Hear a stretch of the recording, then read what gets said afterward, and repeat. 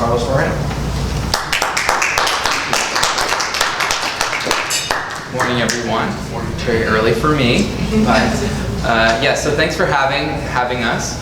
My name is Carlos, and today we're going to talk about. Last year I gave just a general overview of who Peninsula Clean Energy was. I'll still touch on that a little bit, and then mainly talk about the current programs we have, initiatives that we're doing around electrification and exciting stuff around resiliency. So what is Peninsula Clean Energy? We are the official electricity provider for San Mateo County, and we provide cleaner and greener power at lower rates.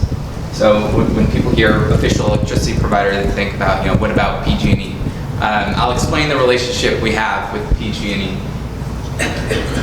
So let's see if this doesn't work. Okay, so what we do is we decide the sources of energy for everyone on behalf of all the residents and businesses in San Mateo County. So we decide what the sources are, so how much wind we're using, solar, hydroelectric energy. PG&E, they own the wires and they deliver the energy to you. But basically, Peninsula Clean Energy has been around for 3 years. Before we existed, PG&E did both of these things, and now they only do this one portion. So now we're buying electricity on behalf of all the residents. And everyone was automatically enrolled about 2 years ago. So most likely, if you have a PG&E bill, you'll see on there it says Peninsula Clean Energy.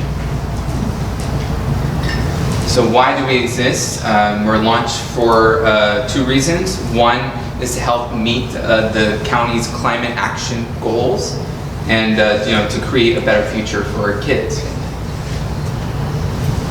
Okay, so now we have 2 main electricity options. The first is Eco Plus. That's the one everyone is automatically enrolled into. So that one is 50% renewable, 90% greenhouse gas free, and it's 5% lower rates than PG&E.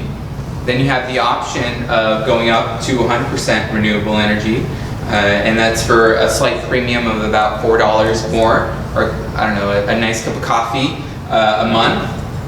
And so the reason we're able to get lower rates and cleaner at the same time than PG&E is because PG&E had signed these long-term contracts decades ago for certain renewable projects at a much higher rate. The price of renewables, as you probably know, has dropped significantly in recent times. So it allowed a new player like us to come in and get much better rates and have a cleaner mix of energy at the same time. Okay, so some of the benefits. One is we've been able to save $18 million a year across San Mateo County. In terms of emissions, we've avoided 105,000 metric tons of carbon emissions annually, which is equivalent to removing 22,290 cars from the road for 1 year. Okay. So another benefit of having a community choice is that we are locally owned, so we are beholden to local elected representatives. Better said, our shareholders are you. So one of the things that was a big initiative was to sign our own contracts. So we created the first solar park for equivalent for a CCA, and it's all solar energy that's provided to San Mateo County, and it's equivalent to 100,000 households, power 100,000 households in San Mateo County. It created about 400 regional union jobs, and it began online just in December of last year. And that's what it looks like. Wow. Where is it? It's in near Merced County. Okay. We've all heard about the power shutoffs. They're happening, and for certain communities, there's people who live or die on energy. And it's important that we, 10 years is not acceptable. And we need to do something in order to make sure that people who need power have it. So the one thing our board just signed off on was to commit $10 million for clean energy and battery-powered backup. So what this looks like is putting solar on critical facilities, so hospitals, certain community gathering places, putting solar and batteries to make sure that there's energy there for people when the power shutoffs happen. So we're really targeting medically vulnerable residents and critical community services and infrastructures. So another benefit of having us is that we have energy programs. So we are a not-for-profit, so we reinvest all of our earnings into new programs. And as I said, we can control how we get energy and how clean the mix is when you turn on a switch. But our bigger goal is to reduce greenhouse gases in San Mateo County. So now we try to do more things beyond just the energy. So we have certain programs around electrification that we're working on to reduce greenhouse gases. And the main emphasis right now is electrifying transportation and community pilot projects. So for electrifying transportation, you probably got this mailer at your homes. We offered thousands of dollars off for people to buy new electric cars. And this is regardless of income. This is anyone who lives in the county. And the discounts range from around $3,000 off to, for the Chevy Bolt, was $13,500 off. Yes. We also have a used car incentive. That's the program with Peninsula Family Service that I'll talk about in a second. And the last thing is we have a $24 million initiative. You know, people want to buy these electric cars, but where do they charge them? Right? Especially if you live in an apartment, and it can be tough. So the $24 million is to make electric vehicle charging stations ubiquitous in San Mateo County. And the main targets are apartments and workplaces, because that's where people really need to charge. Okay, so talking a little bit about the Drive Forward electric program, Peninsula Family Service has this great program called Drive Forward. That's for people of up to a certain income who may have, and if I miss anything, please feel free to jump in, Rob. Who may have a certain, their credit may be, okay, so Drive Forward is a program where their credit may not be high enough to get a low loan from a dealership. So they can go through Drive Forward to get a better interest rate. I think it's about 15% or something like that. 15.9%, which they would not have gotten otherwise. And this allows them, they go through an entire process, so it's not just a loan. There's there's one-on-one coaching, financial empowerment coaching, and they'll even send out a mechanic to make sure the car is up to snuff. And this is for someone to buy any used car. So we saw that program, we really liked it, and we decided to just add on top of that. So now we have a Drive Forward electric program. And what this program is everything is the same, but if someone chooses to now purchase an electric car or a plug-in hybrid car rather than just any normal car, we'll offer up to $4,000 off for them to buy any used plug-in or electric car. Can I ask a quick question? How much do they usually cost, the used ones? I think I do. Depends on the year. They run 16, 17,000. Now to get an older one like a 2013 Volt, you might get it at 14-ish. So $4,000 off. And then 4,000 off. That's really a good deal. Okay. The other thing is we just want people to try electric cars. I think there's still a lot of stigmas around electric cars that are not Teslas, right? So one thing we have is we have EV test drives. And basically we'll bring all the electric cars to a community event and people can test drive them for free. So it really depends on who's available that day, but we'll have we'll have Tesla there, we'll have the Bolt, we'll have Nissan, and we'll have several different types of cars that people can test drive, all of them for free.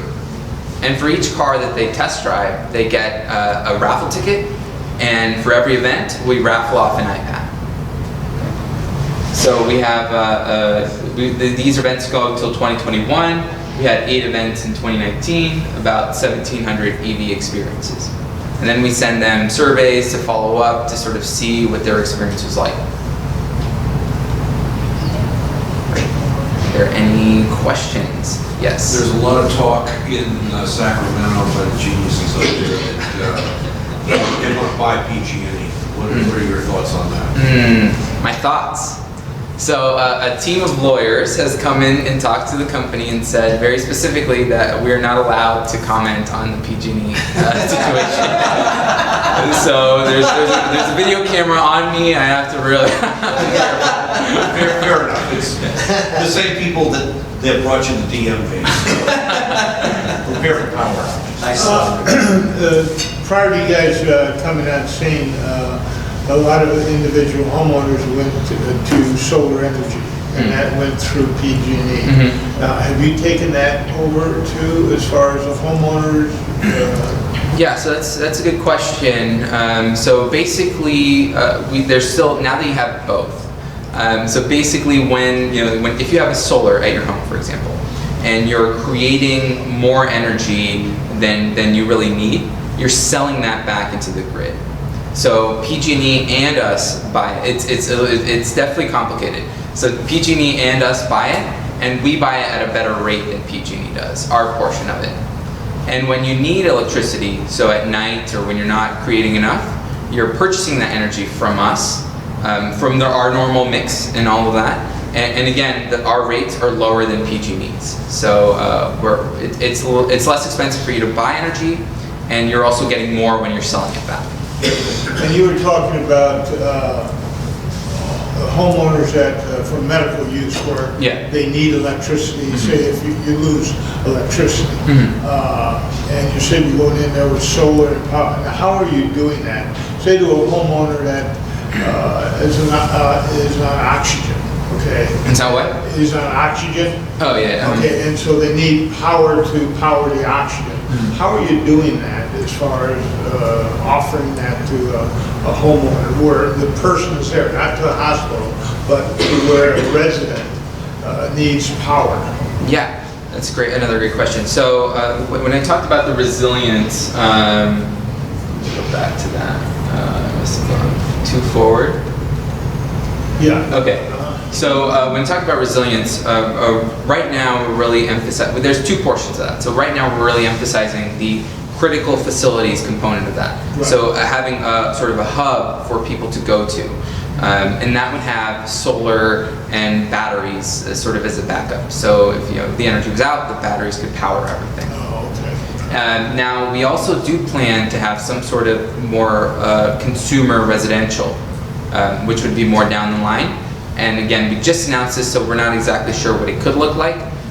There is something called Sun Shares that basically is sort of an incentive program for people to get solar. So it could look something like that. So we would have maybe 2 vendors or something that would offer better prices, and we would incentivize people through that. But it's still too early to tell exactly how that would look like. Yeah, because the solar, in order to get the power from the solar, you have to have a battery backup system, right? Yes, that's. Yeah, okay. And that's expensive. Yes. I mean, yeah, that's, we're at least spending 10 million on that. Okay, right. Sorry you don't get all the 10 million. Yeah. In Merced, do you own that land or are you leasing it? That's an interesting. Yeah, that's a good question. I'm not sure. I believe we're leasing it, but I'm not 100% sure on that. I'm pretty sure we're leasing it. In addition to the solar farm, are you focused on wind farms, etc., as well as just primarily solar? Yeah. So actually, most of our renewable energy is wind. So it's 24% of our mix is wind energy. So it's definitely a heavy emphasis. But this is the first one that's signed specifically for an agency like ours. So that's why we have a solar, but we do have a lot of wind as well. So you don't own those windmills, do you have to buy that energy from them and then pass it on to us? Yeah, so again, those are leasing agreements. And the way it works, they create the energy and they basically just put it onto the grid. So think of the grid as a big pool, and the cleaner energy we're adding to that, the cleaner the water is, for example. So that's really how it works. Great questions. So where do you buy your wind power from? My wife and I did a road trip to Arizona a couple years ago, and coming back to the Central Valley, I've never seen a wind farm. It was huge because there were turbines all over the place. Where do you get to the wind power? Are there places locally here that we don't normally see, or you buy it from a place like that? Yeah, so there are places in the Central Coast. It's mainly here in California and Oregon, so a lot of the western states and Central Valley as well. When you talk about the grid, is the grid sort of California, or is the grid the United States, or what is the grid? My understanding of it is California's grid. California grid is interconnected with the Western Regional Grid, which is also interconnected with the grids across the country, Canada, probably Mexico. Yes, thank you. Yeah. Thanks for the correction. Just addition, not correct. Yeah. You're doing great. Thank you. No, thank you. Yeah. Perfect. Any other questions? Yeah, again, I heard years ago that I think it was over in, maybe it was England, they were using the surf to create energy, you know. Have you thought of anything like that, going out into the ocean where the surf goes up and down, to have something like that, or clean water from, you know, taking the salt out of the water or something like that? Yeah, I haven't heard of any initiatives around that yet. If that's something that's more popular, other places are doing it. But yeah, I haven't heard any initiatives around that. I think I read something a while back that over in Europe, Yeah. some places, particularly smaller countries, where the wave power, you know, they have stuff at it. I don't understand the Right, mechanics of it, yeah. but there's a huge amount of power. Right. in They that use ocean. more the tide. Yeah. Right, the tide and stuff like that, or something that creates energy. Right, absolutely. There was a proposal several years back that we should be exploring that on the West Coast. The concept was basically build a turbine underwater. And as the tide moves in, it spins the turbine. When the tide moves out, it spins the turbine. So it's constantly working, Right. except when it changes direction. And that's a brief interval. The problem is pretty costly. Because you got all that corrosion, and then you got to have the cables to bring the power onshore. And it's a great idea. I think it's wonderful. But we haven't got it yet.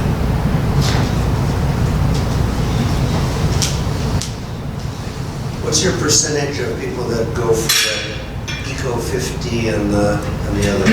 Well, I don't know how surprising this is, but everyone who's automatically enrolled into us, we have the 50%.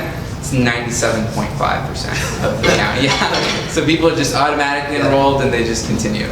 And people who opted up, it's like 1%. So it's a much smaller yes. And part of it is, you know, we're not spending as much to advertise the Eco 100 product. And another thing is you know, one is automatically. People don't know. Yeah, exactly. Yeah. Maybe the other question is how many people don't know that they're on Eco 50? Yeah, I mean, we're trying to improve that number, but the surveys, they've heard of us generally, but they can't, you know, if they're not prompted on it, they can't explain who we are.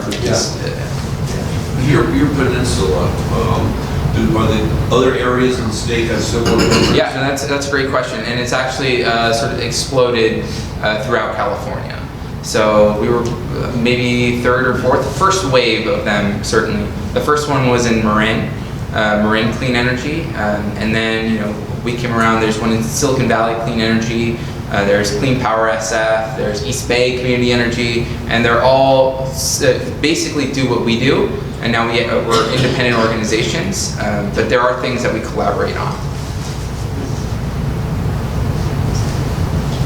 When you install the charging stations, say we're talking about an apartment complex or even one public, do you just pay for the full installation and that's it? Or do you get any kind of revenue from, for example, an apartment complex, they pay a small fee, for example, for having it there as an accommodation for their people in apartments, or are you just doing that as part of the mission? No, that's I should write these questions down. What I would say, so we are offering. I don't believe we have in any sort of financial incentive in this. Again, this is really early, so we still don't know exactly what that'll look like.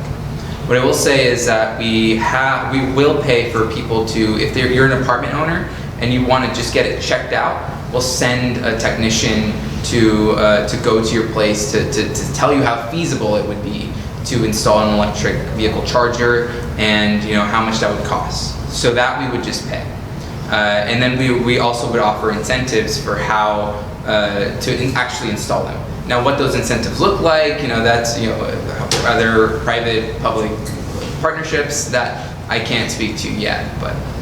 Would these charging stations be like your washer and dryer in an apartment complex where you put quarters in, or where you have a card that would charge? How does that work? Yeah, so we're exploring different technology to allow an owner to sort of know which tenant is charging, and that they can bill them appropriately.